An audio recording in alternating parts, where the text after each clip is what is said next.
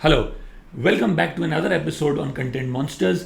और जैसा कि आपने पिछले एपिसोड में देखा, हमने आईपीएल 2020 का प्रीव्यू किया था और हमने उस एपिसोड के अंत में कहा था आपको कि अगले कुछ एपिसोड्स में हम हर टीम को एनालाइज करेंगे, उनकी स्ट्रेंथ्स को, उनकी वीकनेसेस को, और हमें क्या लगता है उनके कितने चांसेस हैं इस आईपीएल 2020 में फाइनल्स तक आने के। तो सबसे पहली टीम जिसको हम स्टडी कर रहे हैं आज, वो है मुंबई इंडियंस। यस, आज तक की सबसे ज़्यादा आईपीएल टाइटल जीतने वाली टीम, सबसे hottest team on the circuit, और जो लास्ट ईयर के आईपीएल के विनर्स भी हैं। तो चलिए सबसे पहले हम नजर डालते हैं मुंबई इंडियंस के स्क्वाड पर।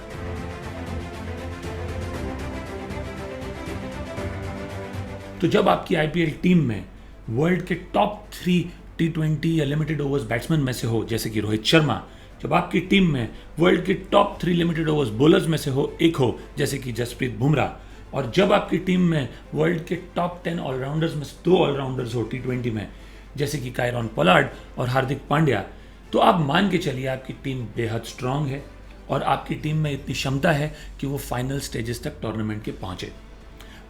तो ये सबसे बड़े एसेट और सबसे बड़े स्ट्रेंथ हैं मुंबई इंडियंस की टीम के। अब अगर हम ये देखें तो जो आईपीएल में मुंबई इंडियंस के खास प्लेयर थे पिछले कुछ सीजन से, वो इस सीज़न में मिसिंग हैं, जो इनिशियली स्क्वाड में थे बट उन्हें किसी पर्सनल रीजंस की वजह से छोड़ना पड़ा, जैसे कि लसिथ मलिंगा।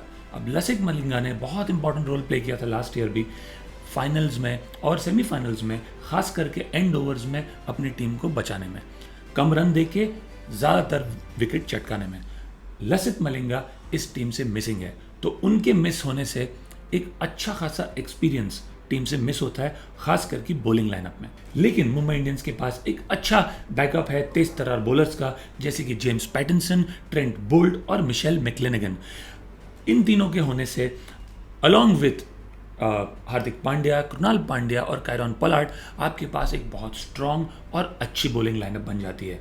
और ऐड कर दीजिए आप batting fire power Rohit Sharma की, क्विंटन डिकॉक की, हार्दिक पांड्या और कायरन पोलार्ड की, और आपके पास एक बहुत स्ट्रांग वेल राउंडेड टीम बन जाती है। तो चलिए फिर से नजर मारते हैं मुंबई इंडियंस के स्क्वाड पर और कौन सा स्टार्टिंग 11 होना चाहिए मेरे हिसाब से। I would love to hear your comments कि आपके हिसाब से कौन से प्लेयर्स स्टार्टिंग लाइनअप में होने चाहिए। तो शुरुआत करते हैं टीम के कप्तान, hitman, high school Rohit Sharma से, जो कि one of the top performers रहे हैं आईपीएल में ओवर द सीजन्स। क्रिकेट में overall in the last 4 to 5 years वो वर्ल्ड के टॉप बैट्समैन रहे हैं लिमिटेड ओवर्स क्रिकेट में, खास करके उन्होंने इस साल तो टेस्ट मैच में भी अर्लियर लास्ट ईयर अच्छा खासा कमबैक मारा था, जब उन्होंने बैक टू बैक 100s मारे थे। वर्ल्ड कप में उनका फॉर्म पिछले साल बहुत ही उम्दा था और जनरली पिछले 4-5 साल में लिमिटेड ओवर्स में उन्होंने बहुत बढ़िया परफॉर्म किया है। One of the best captains है, एज अ कैप्टन उनका परफॉर्मेंस बहुत बढ़िया रहा है आईपीएल में। He has led the team from the front, उन्होंने इंस्पायर किया है टीम को, उनके बॉलिंग चेंजेस हो, उनकी स्ट्रेटजी हो, बहुत अच्छी रही है। और कई लोगों का मानना है कि रोहित शर्मा अपने आप में इवन आईपीएल के बाहर एक बहुत बढ़िया कैप्टन है, क्योंकि जब जब उन्होंने विराट कोहली के एब्सेंस में अपनी टीम को कैप्टन किया है, इंडियन टीम को कैप्टन किया है, उन्होंने बहुत अच्छे रिजल्ट्स दिए हैं।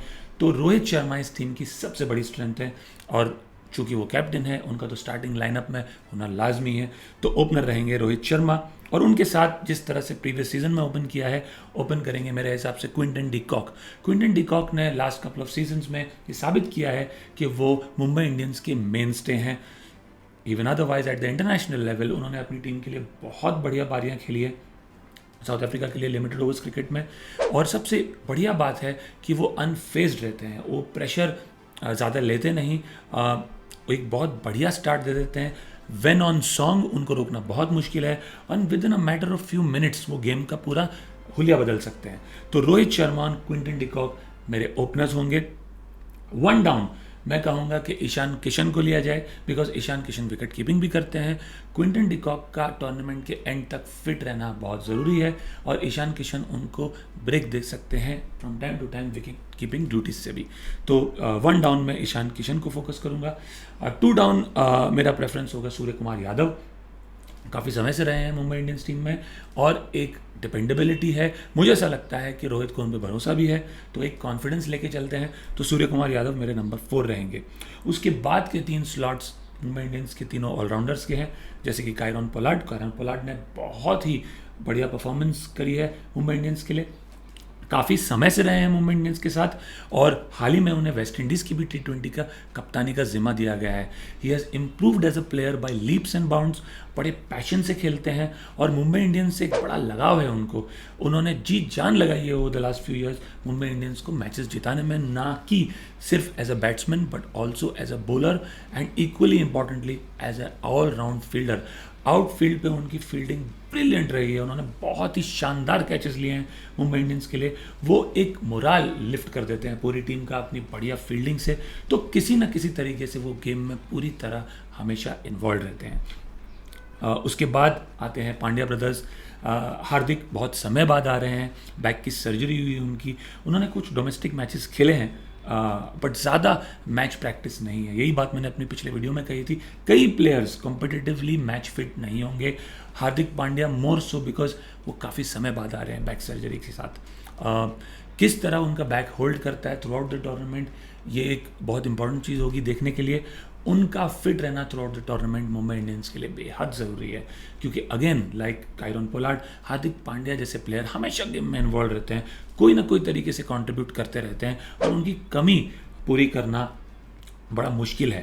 ओवर द ईयर्स एक बड़े इंपॉर्टेंट प्लेयर रहे हैं मुंबई इंडियंस के लिए, तो बहुत ज़रूरी होगा देखना हार्दिक पांड्या की बैक कैसे होल्ड अप करती है। आते हैं कृणाल पांड्या पे। कृणाल पांड्या अपनी बॉलिंग ही नहीं, अपनी बैटिंग में भी मुंबई इंडियंस के लिए कमाल दिखा चुके हैं।